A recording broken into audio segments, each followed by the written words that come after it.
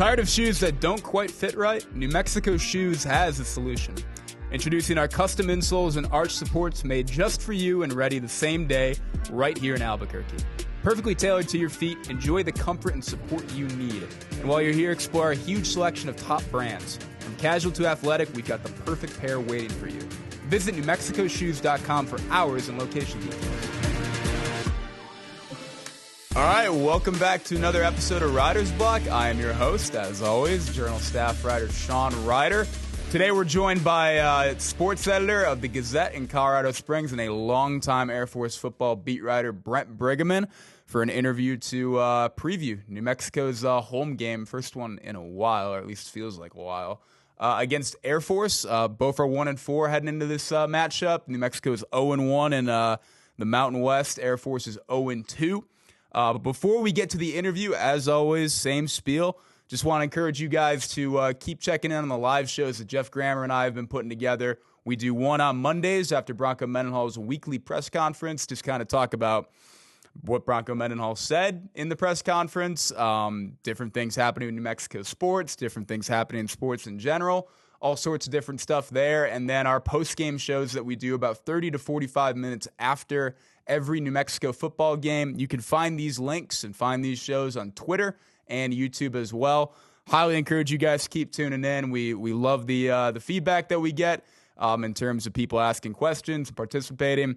Always a good time, and we enjoy doing them. So with that being said, though, we're going to flip it over to our interview with Brent, and we hope you guys enjoy. All right, today I am pleased to be joined by Brent Briggemen, the sports editor at the Gazette in Colorado Springs. Brent, how are we doing today, man? I'm doing well. Air Force football, not so much, but everything else in Colorado Springs is great. Weather's great. Prep sports are going. Yeah, good fall here. Brent is also, as you kind of alluded to there, a longtime Air Force beat writer. He's been a beat writer on the Air Force football beat since 2012. It's been a banner year in some ways for Service Academy football, but not quite for Air Force, ironically enough. They're coming off a 34-7 loss to Navy. I think that's the first win for the midshipmen since 2019 or so. Where kind of is Air Force right now with a 1-4 record and 0-2 in the Mountain West? Yeah, it's been a rare season of struggles. Like, you really have to go back to about 2013 to see Air Force kind of in this kind of position. They lost a whole bunch of seniors from last year, but they've done that before and reloaded quickly. And this year just hasn't been there. I think it started with the offensive line, which had 5 new starters. And when that unit didn't gel immediately, the other parts of the offense didn't come together.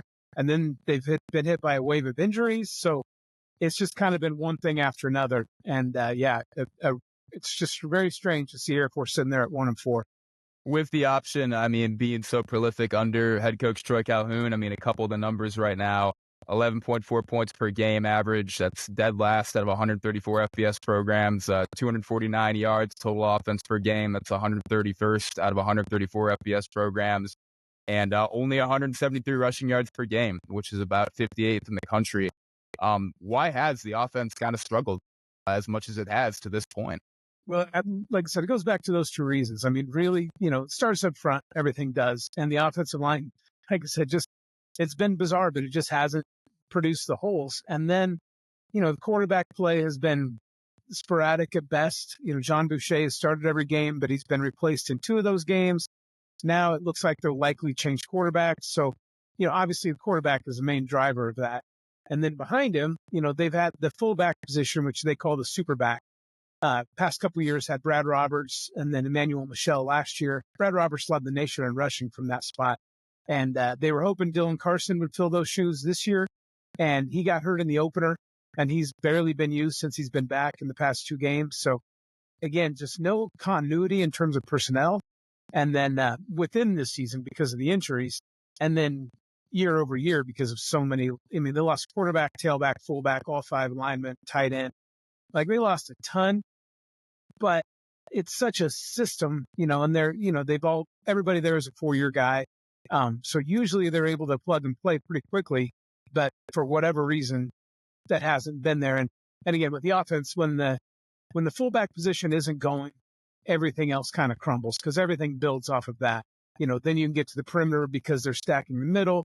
Then you can hit over the top because they, scooch closer to the line. So, it's a whole building block. And when that first block is gone, it's a struggle. And in a way, we really, like I said, I haven't seen this in about 11 years from Air Force.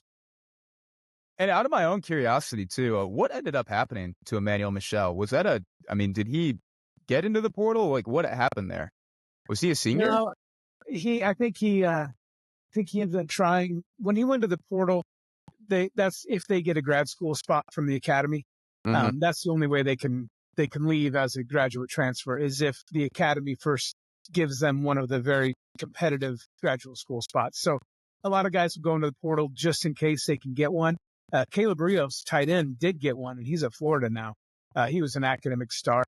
So their options are pretty limited when they're coming out. Either they can try to go pro, but even that rule is changing, or they can try to get a grad transfer spot and go play somewhere else. So usually they just kind of keep their options open by going into the portal, but you can't just transfer out of Air Force after you start your junior year. So yeah, I think he's serving on active duty now, as far as I know, but I have not heard a specific update on it. Mm-hmm. And then in terms of the quarterback spot, you mentioned it too. John Boucher, he started all 5 games this season, but he was replaced, I think, in the first half by Quentin Hayes.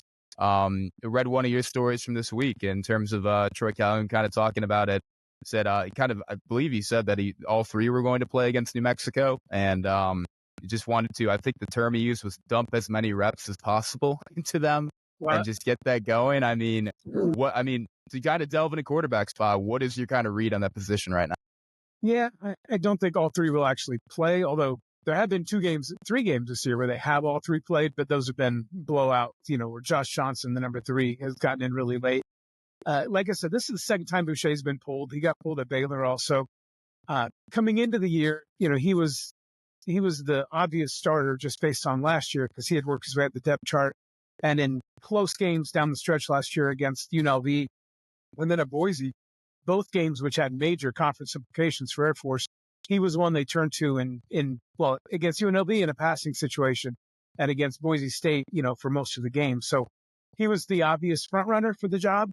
And the skill set they liked about him was, that he could throw better than most Air Force quarterbacks. Obviously he could run a little too, but he had that ability to throw. And that just hasn't shown up this year with him as a starter. It's just been really erratic. He's missed open receivers. It just hasn't been there. And, and again, you take away a guy's strength, then you're relying on secondary skills. And as a runner, he's shown to be adequate at times, especially at Wyoming for a long stretch, but he hasn't been kind of that typical Air Force running quarterback who's a major threat. So Quentin Hayes was the number 2 option. We haven't seen much of him. He came in against Navy, immediately led a scoring drive, threw a 45-yard touchdown pass, had, I believe, like a 17, 18-yard run. So there's obviously some skills there. He's only a sophomore. So again, he's one that we just haven't seen.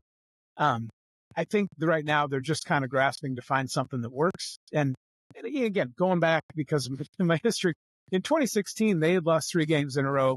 They finally made a change of quarterback, went to a sophomore. That was Arion Worthman, and he provided an instant spark. They won their last 6 games.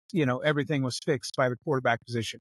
I don't think they're in the same position this year because, again, so many other spots aren't rolling right now, particularly the offensive line. So I think they're more than a quarterback away, but I do think they're going to keep trying until they find somebody who can run that offense and provide some sort of threat and bring some consistency to what they run. You haven't seen a ton of major struggles from Air Force football in your time on the beat and all that. Has this been kind of surprising to you or to kind of just people around the program from what you've seen? Yeah, I think it's been surprising to everybody. You go back to 2019, they won 11-2, and then throughout the COVID year, which was just bizarre for Air Force, and they played 6 games. But the 4 full seasons since 2019, they've averaged 10 wins a year. So, and every one of those years, they've been top 2 in rushing in the nation. It's what you expect from Air Force. And then because they've run the ball so well, they've eaten clock, and the defense has played really well, particularly on third down. So time of possession swings heavily in their favor when you throw in all those things together. And it's really been a system that's been, running on all cylinders. They beat 4 or 5 Power 5 teams in that span. other than, Boise State, and then, there's always been a couple teams here and there. Going to Wyoming's always tough, but by and large, they've, if they haven't won, they have been very close in every game. So this has really been strange to just see them just not get things going, particularly in the running game. Because like I said, that's where everything always starts with them. And they're just showing up for a gunfight, without a gun. So it's really hard for Air Force when they can't run the ball. And we're seeing that for the first time. Cover on a day-to-day basis, so I can't say, how exasperated he might have been or anything like that, because I don't have an accurate view. But it was interesting listening to Troy Calhoun talk after the Navy game, and I think one of the questions he's got was, it was something along the lines of, what do you think the team has to work on? And he said, I think everything. I think we punted the ball adequately today. Like, I think that's what we did. What has kind of stood out about him and how he's kind of, kind of coached the team and led the team throughout this stretch? He is as consistent a person as I've ever seen, in any aspect of life. I mean, he's not one that rides the highs and goes through the lows. He is very much, I think, every coach talks about today, today's practice is the focus and all that. I really think with Troy Calhoun's background as an Air Force grad, as an officer, and the way he approaches coaching is he really does keep the focus on what's right in front of him. And, he talks about every year that this is going to be the biggest challenge they've ever had. And this year it actually has proven to be true. There have been years where they have been loaded with returning players, and he will focus on the spots where they don't have somebody back. And, oh man, that's such a question mark. How are we going to fill that gap? This and that. This year, there really, truly were gaps all over the roster, which have then been exacerbated by injuries. So, he's been very steady. He knows what he's doing. It's a rare down year. They have had these before. I mentioned 2013. They also, they won 10 games in 2014, went to the conference championship in 15, then won 10 games in 16, and then followed that with a couple of 5 and 7 seasons. So, they have those cycles where they go through really strong senior classes, and it does take them a little bit to get going. They just haven't been set this far back. That's what's been really weird about this, and particularly the areas where they're struggling, like running. Defensively, the kind of average catch-all numbers, points allowed, I think 23.8 per game, are actually pretty okay. And that's even with guys like, Trey Taylor moving on and all that after last year too. What is kind of, what have you seen out of the defense this year, and who are the guys that, I know there's some injuries that side of the ball too, but who are the guys kind of making an impact right now? Yeah, well, so far, Camby Goff in the secondary missed a game, but he's a veteran. He was around 2020. He's fine this season. He's solid. The linebacker play has been good, even though they keep cycling through guys there. And then up front, Peyton Zadroik, who also just went out with an injury. He's been a long-time contributor. So, it's been more of a system, and they've got a lot of experience at corner. They've been pretty good against the pass. But yeah, it's a lot of guys who have run the system. But now with Peyton Zadroik going out and more injuries to the linebacker crew, I just don't have much confidence that side of the ball is going to hold up as well. But Brian Knorr has been very good since he took over as defensive coordinator a few years ago. So, he's dialing up the right schemes, and, they haven't been that bad in terms of time of possession. So the defense is still benefiting from that. But, it's hanging by a thread right now, especially after Peyton Zadroik went down with that injury, because he is just a force at nose guard. And without him, we'll just see how they're able to, go forward.